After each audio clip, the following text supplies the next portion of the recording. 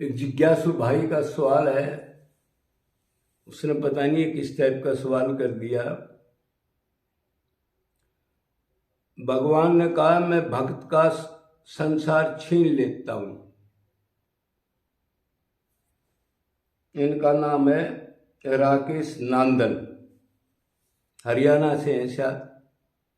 मैं भगत का संसार छीन लेता हूं, भगवान ने कहा है, लेकिन राजा महाराजा भी भगत बने हैं, ये क्या कारण है? मतलब वो कैसे बन गए जिनका सारा संसार था, फौज भी, धन भी, दौलत भी, खजाना भी, रानियां भी, पूरा साम्राज्य था, वो कैसे बन गए फिर?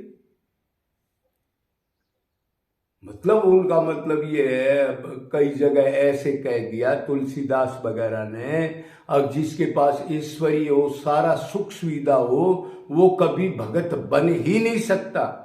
सब कुछ हो सकता है लेकिन वो भगवान का प्रेमी नहीं बन सकता। तो उसने ये सवाल पूछा है कि ये क्या कारण है जी? कई राजा पीपा सिंह है, रुद्र प्रताप है, और ये राजा भरथरी है, गोपीचंद है, और बहुत से राजाओं का इतिहास है। वो एकदम वैराग्य लेके भगवान की तरफ कैसे चले गए? ये कारण पूछ रहा है वो।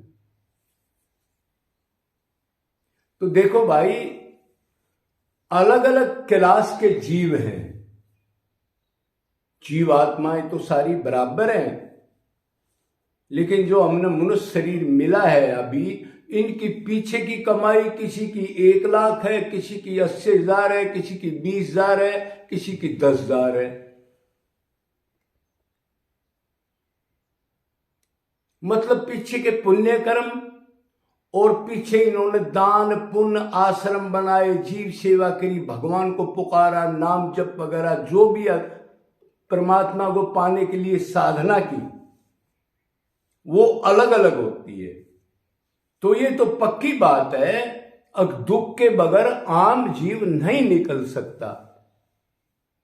क्यों? जब तक संसार में सुख की चीजें मिलती रहेंगी, सुख मानेगा, तब तक उसका बेहोशीपना जाएगा ही नहीं।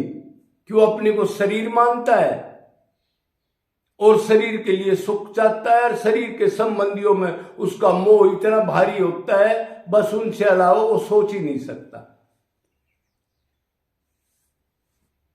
तो देखो ना, कुंती ने इसलिए तो दुख मांगा था। अब प्रभु ये मेरी जो सामान दे दिया, राज सूर्य यज्ञ करा के राजा महाराजा ये दासियां दे दी, ये मेरा घोर पतन हो जाएगा। मेरे को तो ऐसे संसार को छीन लो ताकि मैं आपसे हट ना जाऊं। आदमी जब तक प्राप्ति नहीं करता, ऊंचे लेवल से भगत का पतन हो सकता है। क्यों? माया दबी है, गई नहीं है अब तक। कदे कोई संत मान ले, अब थोड़ा सा भाव बन गए, कोई स्वप्न आ गया और कुछ हो गया, ऐसे नहीं। भगत को लास्ट तक अपने को गधा मानना चाहिए, जीरो मानना चाहिए, कुत्ता मानना चाहिए, क्या जानो भक्तों की चीज, दोषी मानना चाहिए।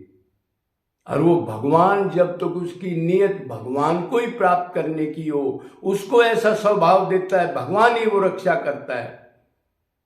अगर आपको भीड़ चाहिए, आपको ईश्वरीय चाहिए, आपको मन मान चाहिए, यश चाहिए, बड़ा संत है, तो वो टुकड़ा फेंक देता है, चल मर, इसको खा, और 84 में जा, फिर नहीं मानता तो ये तो निश्चित बात है। 90% 95% भगत दुख पड़ा तभी गए हैं। क्यों? आदमी ये सोचता है ना संसार में सुख है, जब ये सोच लेगा लेस मात्र भी सुख नहीं है, तो फिर सुख मैं चाहता हूं तो कहां है? तो इसको सत्संग वगैरह भगवान पिछले हिसाब से दे देता है। कोई टॉप गुरु, अगर टॉप भूख हो, टॉप बात हो, तो पीछे का टॉप गुरु दे देता है, और ये उस पर श्रद्धा करके मान ले, तो फिर उसके पास आनंद है, इनमें आनंद नहीं है। सब उसकी बेइज्जती करते हैं और उसका धन छीन लेता है, बार बार वो कोशिश करता है, तो घर वाले भी उसको जीरो मानने लग जाते हैं, आस पड़ोस के भी उसको ही कहते हैं फटीचर आदमी घूम रहा है, बेकार है। फिर वो दीन होकर के पुकारता है, तो ये बात 95% बिल्कुल राइट है। क्यों? संसार में जब तक सुख मानता है या संसार मांगता है वो मंदिरों में जा करके या नाम जप करके प्रार्थना करके, तो वो गधा ये भी नहीं जानता तू क्या मांग रहा है। अरे उसको तो छोड़ना है, जहां दुख है, जो 84 की चक्की पीसनी उसी को मांग रहा है, भगवान से मांग रहा है अपना सर्वनाश करने के लिए। जब तक आज तक इंद्र बन लिया, वरुण बन लिया, कुबेर बन लिया, राजा बन लिया पिछले जन्मों में, और जूते चप्पल खा के फिर गधा कुत्ता भी बन लिया, उस चीज को भेजे से निकाल देता है। तो ये बात बिल्कुल राइट है। और जब चारों तरफ से आपको दुख लगते, लताड़ लगते, तब आप उधर चलते हो। आप जब तक आपको हाड़ चूसने का मिल रहा है उसी को सच्चा मानते हैं।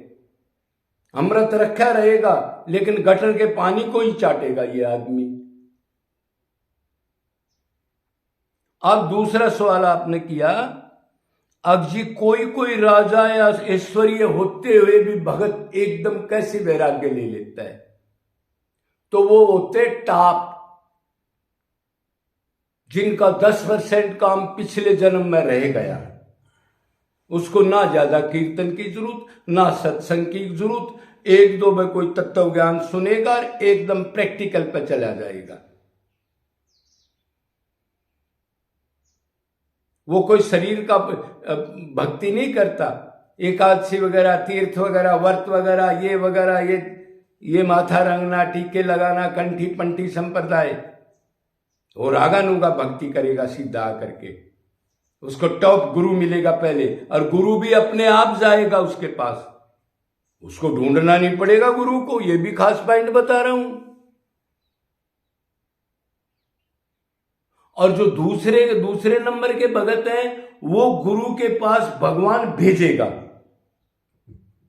उनकी भी जिसकी अच्छी है। और जो तीसरे नंबर के हैं जिनका बहुत पुण्य है वो घूमेंगे झोला छाप गुरुओं से, और अनादिकाल तक डंडे जूते खा के फिर 84 में चले जाएंगे। तो उसको टॉप गुरु मिलेगा जो ये बताएगा कि ये भक्ति नहीं है, भक्ति मन की है, मन को इधर से हटा कर इधर लगा दे बस। कुछ मत सुन, कुछ मत पढ़, वेद शास्त्र में यही लिखा है। कितनी बार भी ट्राई कर लेना, कोई संशय नहीं, सीधा जा करके, कोई नियम नहीं। जैसे हम संसार में प्यार करते माँ से, बाप से, बेटा से, तो कोई नियम तो करते नहीं। अब तिलक लगा के बीबी के पास जाएंगे या बेटे का प्यार करेंगे तो कंठी डाल के करेंगे, आसन लगा के दोनों बैठ जाएंगे, ऐसा नहीं है। या प्याज लहसुन छोड़ के करेंगे। अरे अपना वो खुद ही याद आता है। अभी तो अपना माना ही नहीं है, कंठी से क्या होगा? अंदर से अपना नहीं माना, अभी भूख नहीं है, अभी तो अपने को नहीं जानता तू आत्मा या शरीर है। बस दुनिया को देख करके और ये तिलक कंठी लगा के थोड़ा नाम जप करता हुआ घूम रहा है, कोई बदलाव कुछ हो नहीं रहा। मतलब शरीर की भक्ति है वो। तो आप समझ गए हो कि जो इस टाइप की चुनिंदा हुई, सारा ऐश्वर्य वह है लेकिन उसको लात मार दी, फीका लगता है, कुछ नहीं चाहिए। उनका पिछला संस्कार टॉप था, एकदम से जब भगवान ने भक्ति की तो एकदम से पलट दिया उनको। कोई नियम नहीं, कोई एकादशी नहीं, कुछ नहीं, बस संसार से दुख है। संसार में आनंद नहीं है, संसार नश्वर है और ये अपने नहीं है, अलग अलग आत्माएं हैं। माँ अलग जाएगी, बाप अलग, बेटा अलग, जैसा जैसा कर्म होगा। फिर गधे कुत्ते बना लिए, वो सब ज्ञान है, अब की बार नहीं। सीधा जा करके वो भक्ति करेगा, मन से प्यार करेगा। भक्ति का मतलब है निरंतर भगवान की याद में रोना। और रोना कैसे? निष्काम रोना, कुछ सामान ना चाहिए, निरंतर रोना और एक के लिए ही रोना। ये 3 शर्त है।